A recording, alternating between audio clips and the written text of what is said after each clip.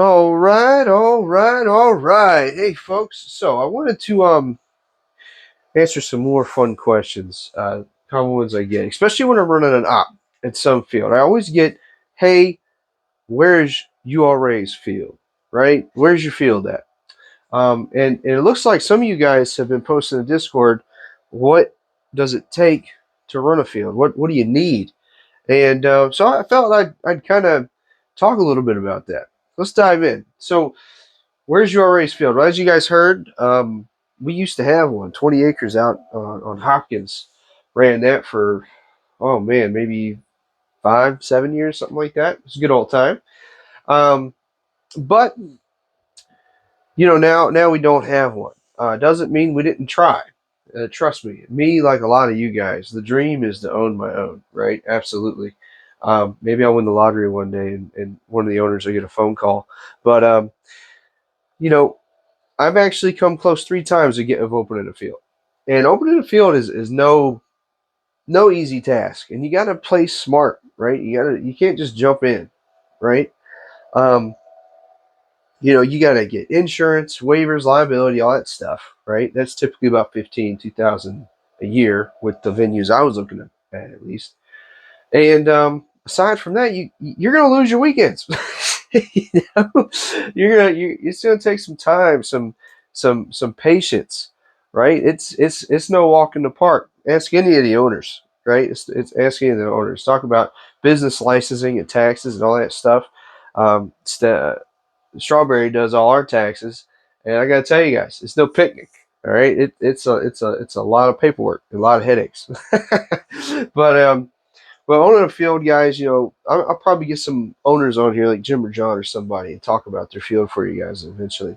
But it's no picnic, man. Just because you got a nice plot of land, if you're going to go legit, it takes a lot. Not to mention the fact that you got to make sure that it's cleared out by the county and you get the right zoning and all that stuff, which I had to go through before with the 3 fields I was trying to open. Yeah, that's right, three. The first one was right after we lost Underwoods and we lost Blackstone.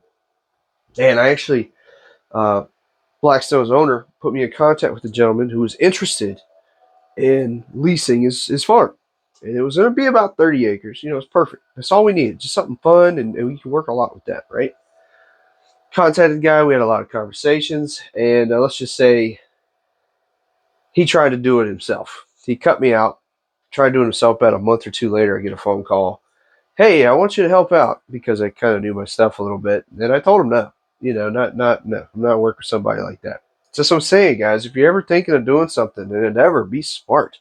Don't just jump into any opportunity. You know. Second time was, I believe, I want to say it was. Oh yeah, I remember that. I remember now. Yeah, it was 2019. The fall of 2019. No, sorry, spring of 2020. That's what it was. No, yeah, it was definitely 2020. I think it was spring and then it was fall. Yeah. So anyway, spring 2020. I was talking with Dinwiddie County. I found a plot of land. I actually had investors. We were looking at a huge drop to buy 50 acres worth of land. There was this awesome patch out in Dinwiddie County, the middle of almost nowhere. Right, it was an awesome patch. It was this old lumber quarry that they had cleared out, right? And it was great because all the trees on the property were all pines. I love it because it's low maintenance, and I love a.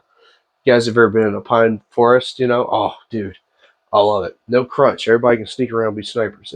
It's phenomenal. For all you T888 guys out there, dude, how many stick wars do we do in Sleepy Hollow? Just throwing it out there. Anyway, that's a private joke. All right, but awesome spot. All the trees were like 10, 12 feet tall. That was it. They had just been cut. You know, um, it looked perfect, right? And right in the price range and everything. It looked great. Talked with the county.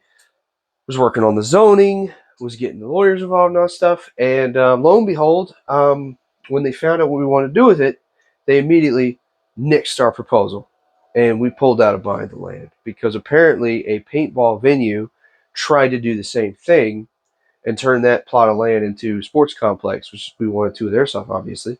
And the reason it was denied is because it connected to 5 or 6 other properties. And those people who owned the properties didn't want some damn sports complex using their access road, believe it or not, because the property we were going to buy was kind of the donut hole of a donut of properties, right? And there's one access road that connected everybody together, and they didn't want a lot of traffic on that road. There's no way getting around it because it was in the middle of a donut. Oh, it sucked. And I talked a lot with the county about it, and they said there's no wiggle room. Those guys aren't wiggling, blah, blah, blah. It's like, oh, dude, that sucks. So, anywho, we nixed that idea, waited a couple more months to fall 2020, and we found another plot of land. Heck yeah, baby. We found another 55 acres.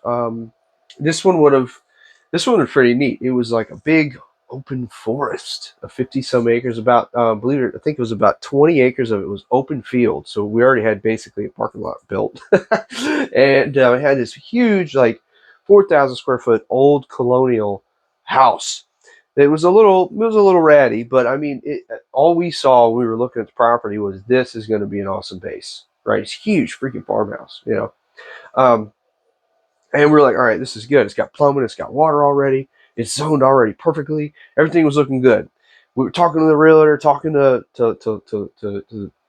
getting the loans and everything straight, and making sure everything was straight with the county and everything. It was going smooth. Investors were really happy with this location, and then COVID struck. That dirty Chinese virus struck, and all of my investors pulled out. I had multiple investors; they all pulled out, and we lost it. We lost it, unfortunately. So that was the final straw. Was that third one? You know, after we had everything straight and COVID kind of pulled out,